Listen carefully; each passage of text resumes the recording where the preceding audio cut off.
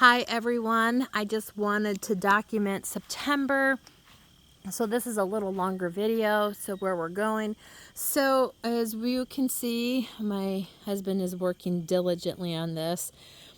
My little dog's afraid to cross the bridge. Some days it's there and some days it's not, depending when my husband is working. But it's almost done, and we're going to backfill it in and then level it out so it slopes away from the house. So the garden is on the downhill side of things, but still lots of stuff going on. The basil's been amazing. I just made a ton of pesto yesterday. I freeze it up in blocks and then pop it out, and then I put it in bags. We use a lot of pesto on carnivore pizza.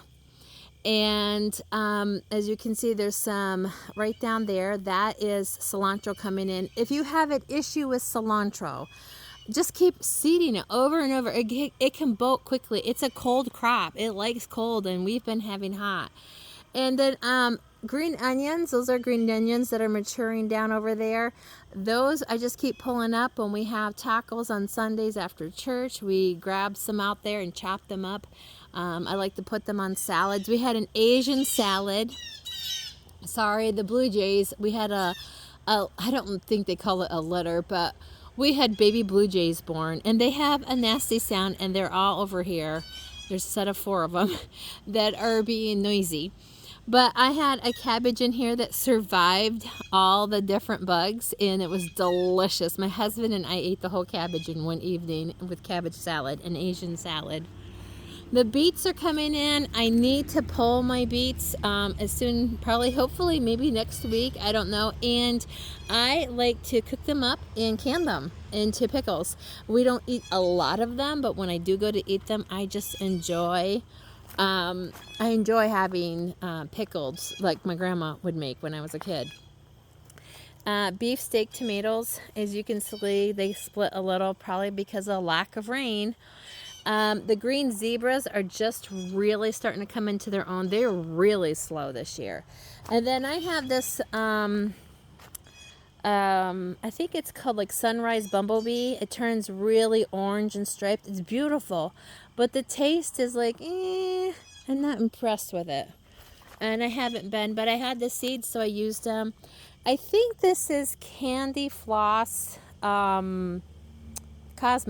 It's slow because I put it in really late. More cilantro, random lettuce.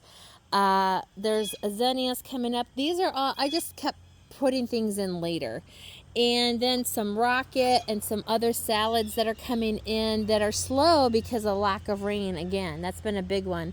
I took a ton of sunflowers out. So I'll keep this one, and the reason why I keep it is the birds love to come in the winter. The winter birds, the fall birds, like the blue jays will come in and chickadees will come in, and they eat from here all winter or a lot of the fall. And so I leave a stalk, and then I dry the stalk out. I let it dry all year, and then in the spring I will use it to tie my tomatoes through because it has such a big stalk in the ground.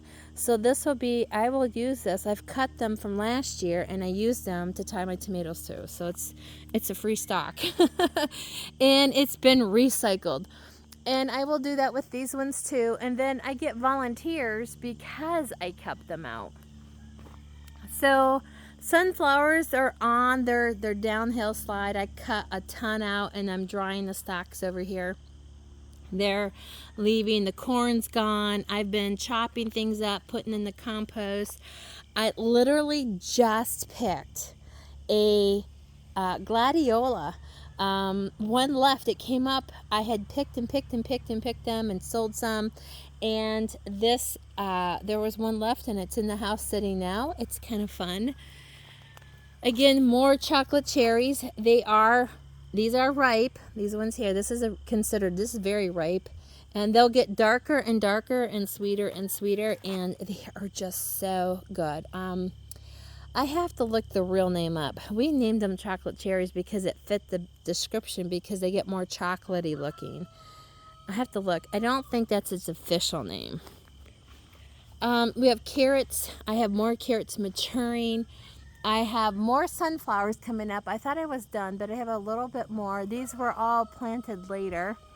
I had some that were slow to grow because of a lack of water, and I live on a village where water is expensive, so I can't just water the garden because I feel like it. I don't have a well. I wish I did. I am going to get one though someday. So these are autumn beauties. They're a little different than what I've had before, but they're beautiful and I like them a lot. And then this one here is just unique in its coloring. Look at that. Isn't she just beautiful? Beautiful sunflower. So I have some yard fixing to do because we brought in an excavator that came around the garden to dig out this ditch. So there's some things to fix, but those are days you can do them on when it's cool out and I want to be outside. So this is just a good point here of, I'm going to pull back a little bit. Right here, I pulled out this stalk. I mean, look how big the stalk of sunflowers are. And I had tons of sunflowers. I mean, like, I probably cut 100 sunflowers this year at least. And this stalk is going to be great dried out next year, and I will put it in the ground. I have a little electric chainsaw, so I'll probably cut it off and make it a point to it. And I will have a place to put my tomatoes for support for free. So this is my little corner where I have projects going.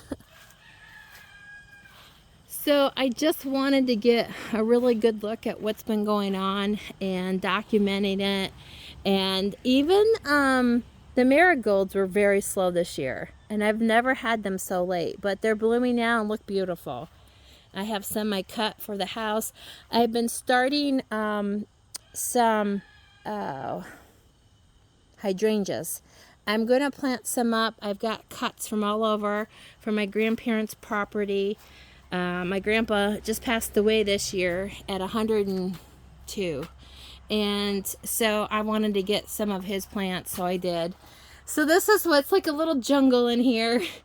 And this is one of the stalks I used to stack. It did fall over. I just didn't bury it far enough. And then this tomato here, it's just a heavy, big, thick tomato. And this is a sunflower stalk. So I'm using this to support this big tomato plant. So I would appreciate it if you would like and subscribe and share it. Thanks for stopping by. And as always, happy gardening.